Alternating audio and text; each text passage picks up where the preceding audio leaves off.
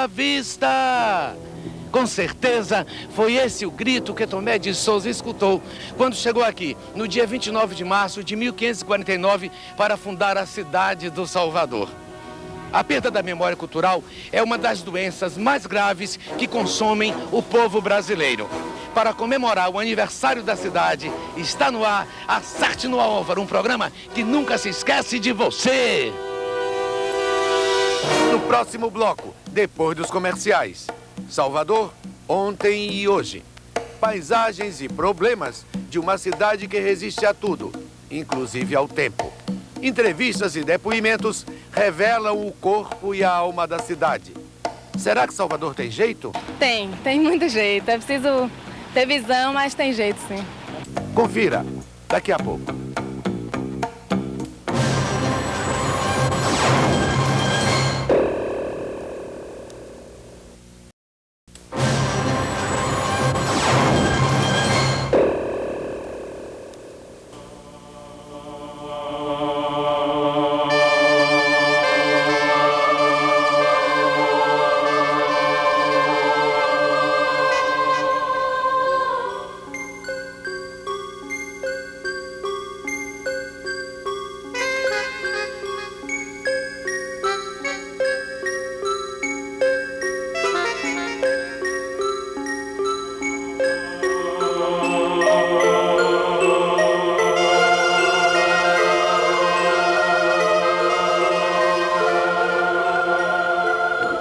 A cidade ainda continua comemorando o seu aniversário. Afinal, para 443 anos de vida, haja festa. E nestes 4 séculos e meio, mudou muito. Principalmente no seu aspecto físico, no seu desenho urbano. E para falar sobre esse assunto, ninguém melhor do que um arquiteto, o Chico Sena. Chico, é muito difícil, olhando a cidade de hoje, imaginar como é que ela era nos primeiros anos da sua fundação? Deste ponto nós estamos, dá para imaginar. Porque nós estamos no porto da cidade, onde praticamente tudo começou, e ainda se lê a diferença de nível existente entre a cidade alta e a cidade baixa. É bem verdade que os edifícios hoje não são os mesmos e muita coisa se modificou. Porém, essa leitura do sítio escolhido por Tomé de Souza e essa paisagem ainda tropical, que ainda se vê um pouco no verde da cidade, eu acho que é possível se entender por que isso existiu e da maneira como existiu. E o centro da cidade? Durante muitos séculos, a vida social e econômica estava concentrada no centro. O que houve com o centro? O centro da cidade, existe até uma polêmica, uma coisa muito discutível do que seria centro de cidade. Se nós considerarmos o sítio implantado por Tomé de Souza, que compreende da Praça Castro Alves até o Largo do Pelourinho, este centro se manteve com o mesmo traçado original, que é um traçado reticulado do mestre Luiz Dias. É um traçado de assentamento de ruas paralelas e ortogonais. Nesse traçado predominam 2 praças, a Praça Municipal e o Terreiro de Jesus. Uma centro administrativo, a outra centro cultural. Tudo isto ainda se mantém com edifícios modernizados a cada tempo. Porém, é o mesmo, digamos assim, é a mesma cidade de outrora. E por que a cidade está se deslocando em direção à orla? Quer dizer, Itapuã, Estrada do Coco, por que isso está acontecendo? Porque Salvador, a cidade intramuros deste espaço, era uma cidade de 10 mil habitantes. E hoje é uma cidade de 2,5 milhões de habitantes. Então ela tinha que buscar alguma vertente. Existem 2 grandes vertentes na cidade. A vertente do litoral norte, que é uma ocupação de maior poder aquisitivo. E a vertente da Baía de Todos Santos, que eu considero a mais bela de todas, pela sua implantação paisagística, é a vertente mais pobre da cidade. Portanto, esses 2 canais foram os canais que a cidade buscou, deixando o seu miolo até certo ponto cru, que somente agora, com as avenidas de vale, com os grandes shoppings, é que começa a ocupação mais sistemática. Efetivamente, no período de 1951, fui nomeado pelo governador Régis Pacheco prefeito de Salvador. Era deputado estadual por 2 legislaturas, de modo que fui muito honrado com esse convite.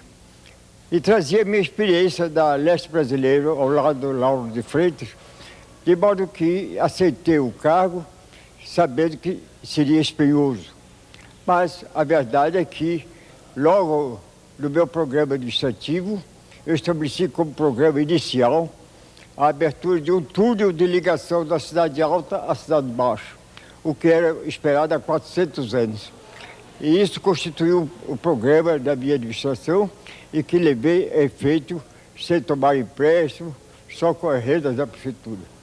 Efetivamente, foi uma obra de grande repercussão e que, conforme meu despacho, eu tinha certeza que o tour iria proporcionar a criação e expansão da cidade, como efetivamente criou com a expansão das avenidas de vales, etc. Então a arquitetura de Salvador é determinada pela vida econômica, social, é isso que você quer dizer? É um conjunto de tudo isto. Eu acho que a paisagem contribui, porque a paisagem determina um pouco a valorização do sítio. Mas os investimentos, digamos assim, da política administrativa, tanto municipal quanto estadual, determinam bastante a direção que a cidade toma. E a maneira como ela toma, a partir, por exemplo, de posturas municipais que estabelecem gabaritos, taxas de ocupação do território e assim por diante. Então a cidade é um misto de espontaneidade e um misto de legislação.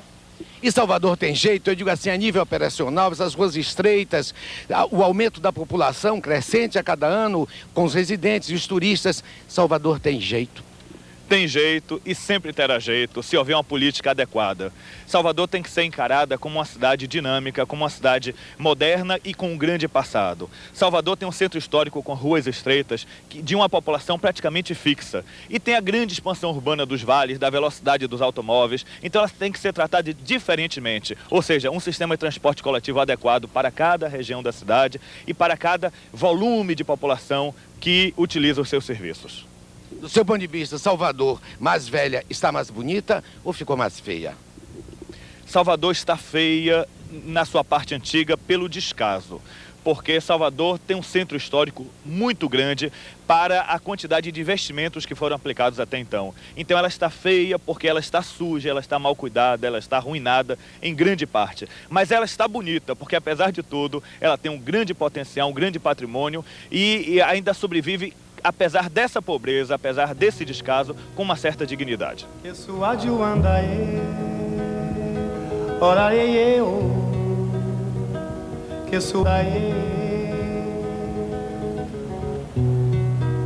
Elevemos alto o teu brilho e cantemos mais pelo teu ritmo, pelo teu encanto mágico, mágico. És a mãe, és eterna, acho-te em meus ideais, bela inteira como dois amantes, tendo a bênção do Senhor do bom fim, terra rara de Salvador, bonita, Salvador de tantos batuques, tantos filhos, Salvador que sempre me deu e eu sei que dará contas para o meu colar. Eu quero que Salvador sempre continue fazendo tudo de bom pelos teus filhos, né? Salvador que completa 443 anos. É preciso mais respeito com essa cidade mágica. Já somos amados, Oxalá. Por ti eu quero ter. O Instituto Geográfico Histórico é uma entidade secular e se tornou um poderoso antídoto contra a perda de memória do povo baiano.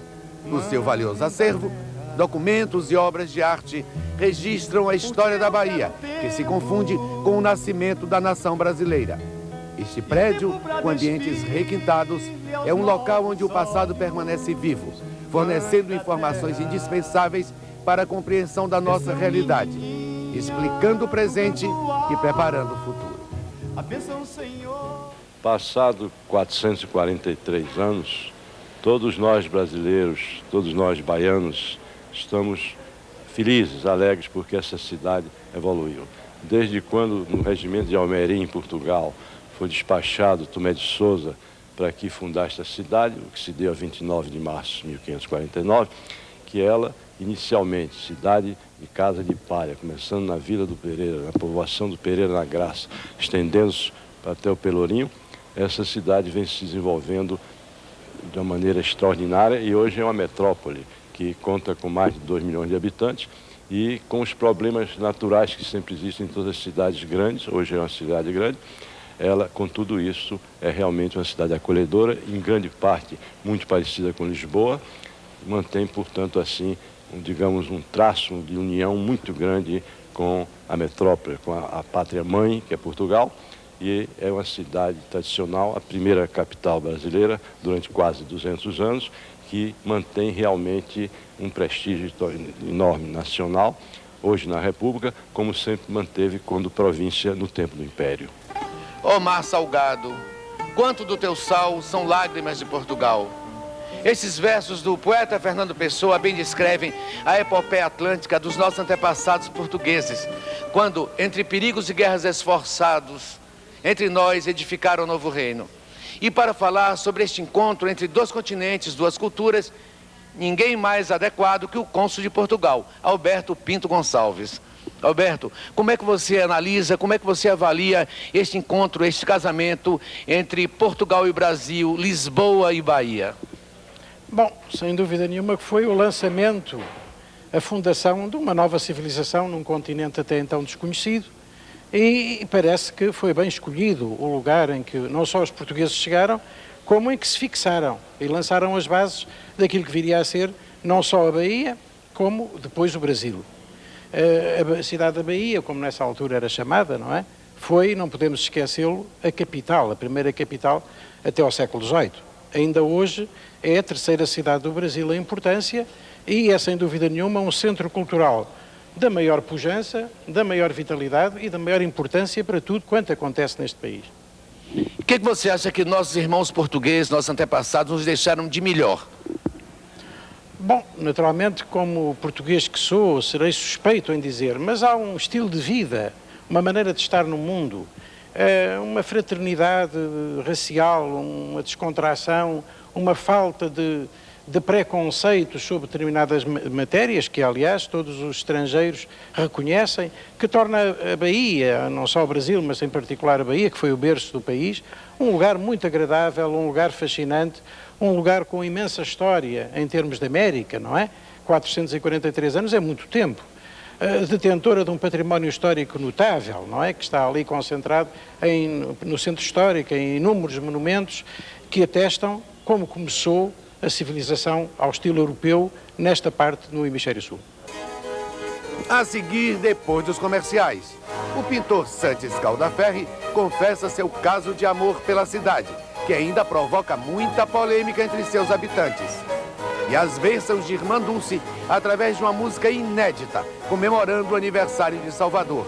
Daqui a pouco, aguarde.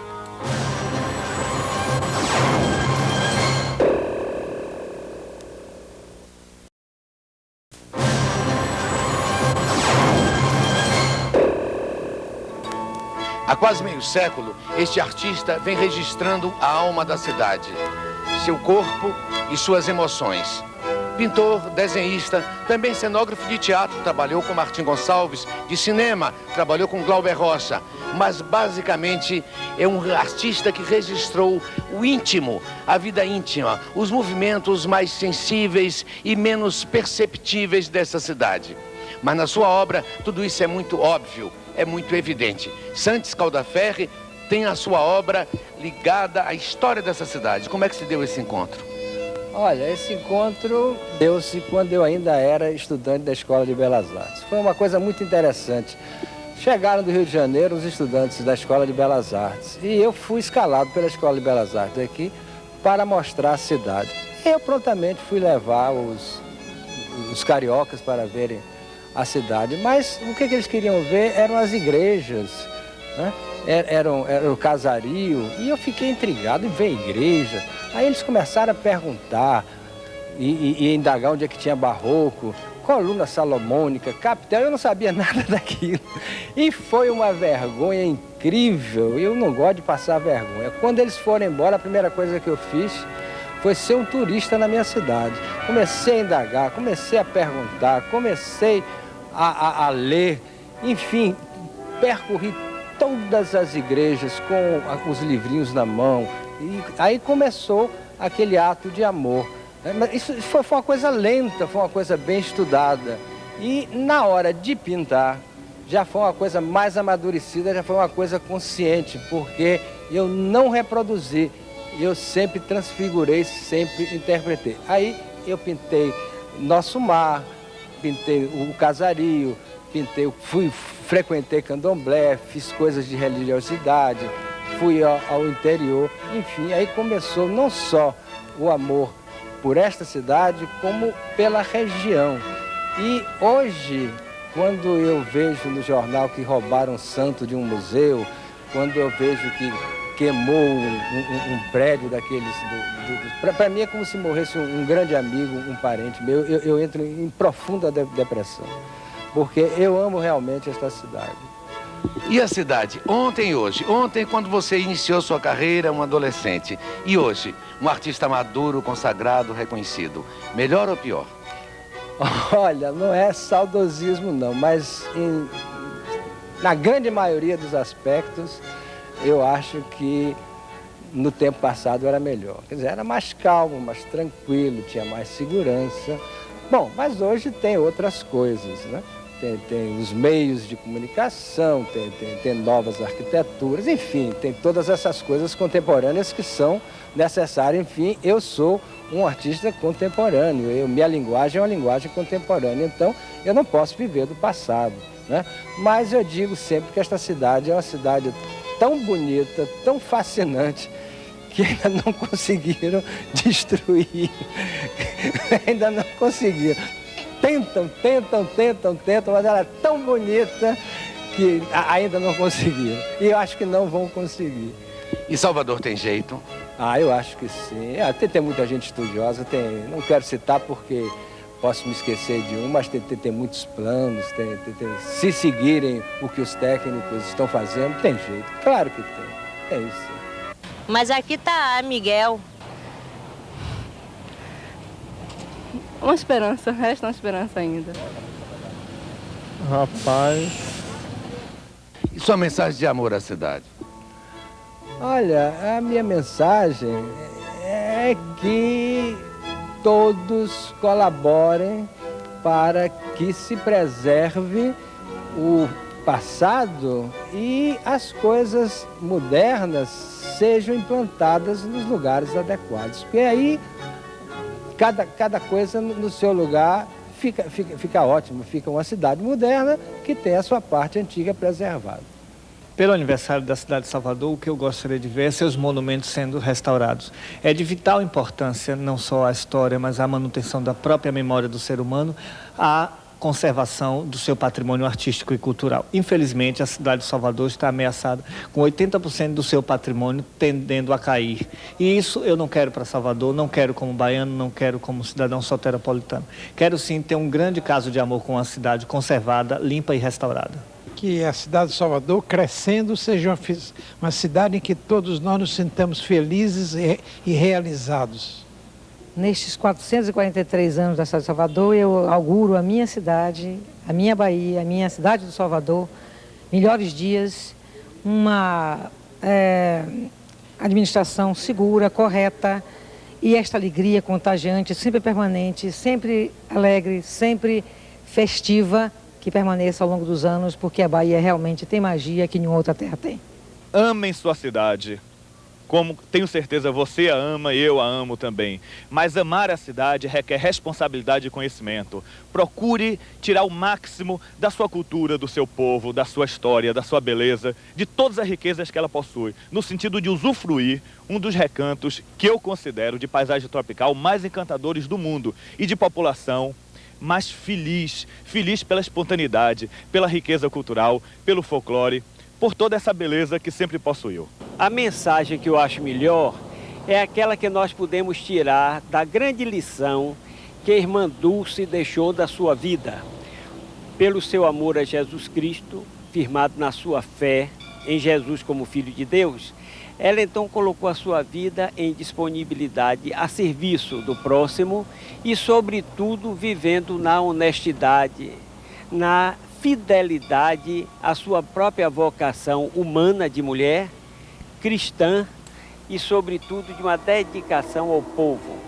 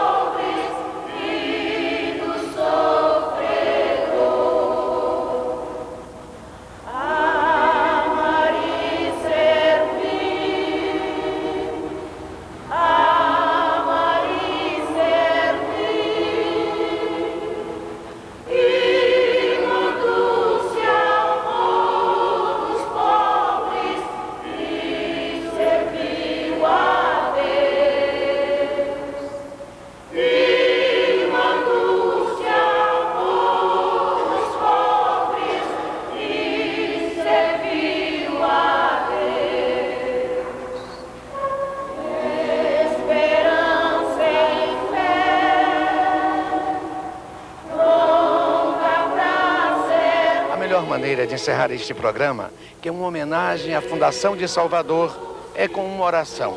Uma oração por esta cidade que nem sempre foi muito santa, mas que conseguiu ser a pátria de uma mulher santificada pelo seu infinito amor ao próximo. Pelo aniversário de Salvador, vamos rezar com a Irmã Dulce.